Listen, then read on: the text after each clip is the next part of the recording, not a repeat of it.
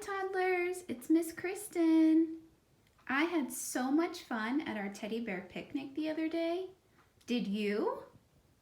I thought I would read the story about Corduroy. He's also a teddy bear. Let's get started. Here's Corduroy.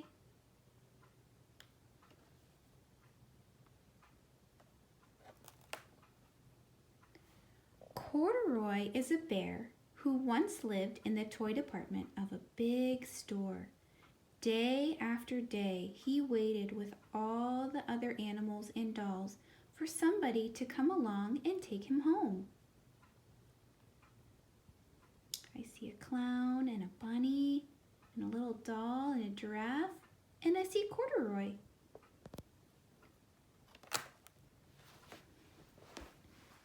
The store was always filled with shoppers buying all sorts of things, but no one ever seemed to want a small bear in green overalls.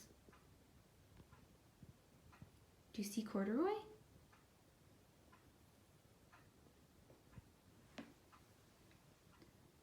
Then one morning, a little girl stopped and looked straight into Corduroy's bright eyes.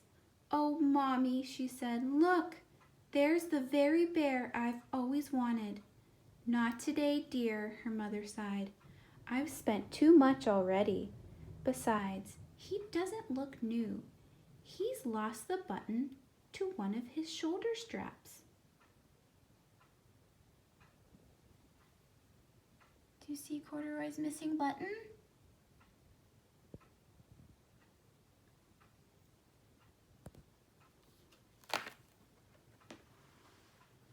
Corduroy watched them sadly as they walked away.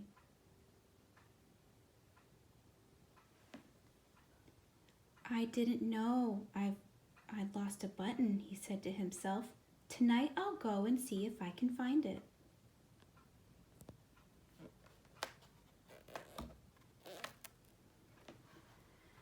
Late that evening, when all the shoppers had gone and the doors were shut and locked, Corduroy climbed carefully down from his shelf and began searching everywhere on the floor for his lost button.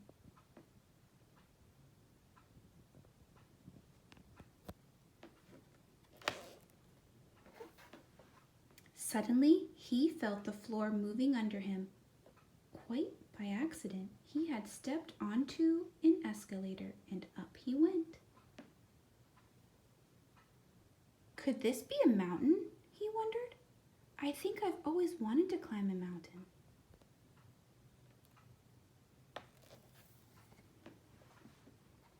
He stepped off the escalator as it reached the next floor, and there before his eyes was the most amazing sight. Tables and chairs and lamps and sofas and rows of beds. "This must be a palace," Corduroy gasped. "I guess I've always wanted to live in a palace."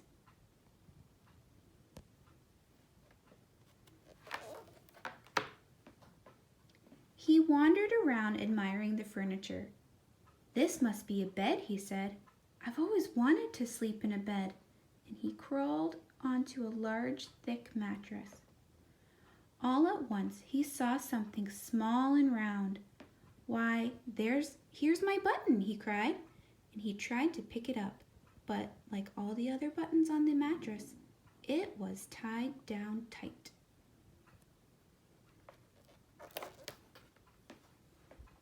He yanked and pulled with both paws until pop, off came the button, and off the mattress Corduroy toppled. Bang! Into a tall floor lamp. Over it fell with a crash.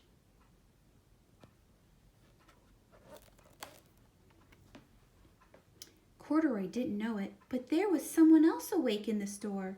The night watchman was going his rounds on the floor above. When he heard the crash, he came dashing down the escalator.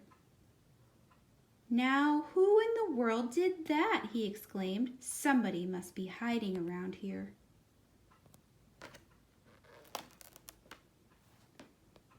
He flashed his light under and over sofas and beds until he came to the biggest bed of all, and there he saw 2 fuzzy brown ears sticking up from under the cover.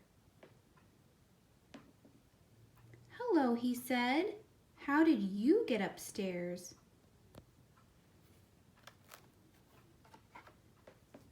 The watchman tucked Corduroy under his arm and carried him down the escalator and set him on the shelf in the toy department with the other animals and dolls. Corduroy was just waking up when the first customers came into the store in the morning, and there, looking at him with a wide, warm smile, was the same little girl he'd seen only the day before. "I'm Lisa," she said, "and you're going to be my very own bear. Last night I counted what I've saved in my piggy bank, and my mother said I could bring you home." Aww, Corduroy's gonna have a little girl to take him home now. He's gonna have a home. "Shall I put him in a box for you?" the saleslady asked. "Oh, no thank you," Lisa answered, and she carried Corduroy home in her arms. She ran all the way up 4 flights of stairs into her family's apartment and straight to her own room.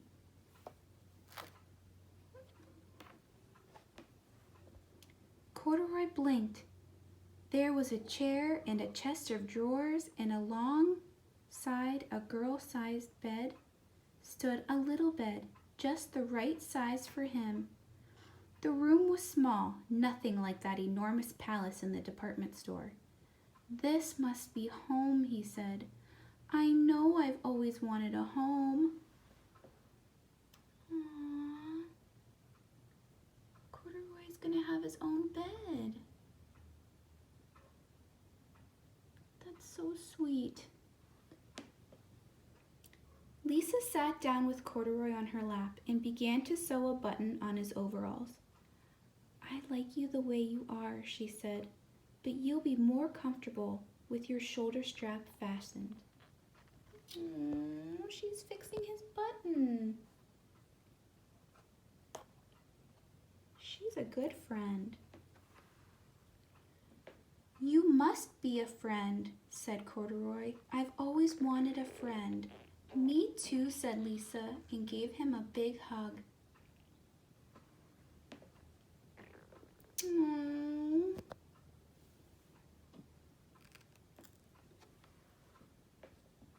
There's Lisa and Corduroy. I enjoyed reading this story to you, everyone. Have a great day.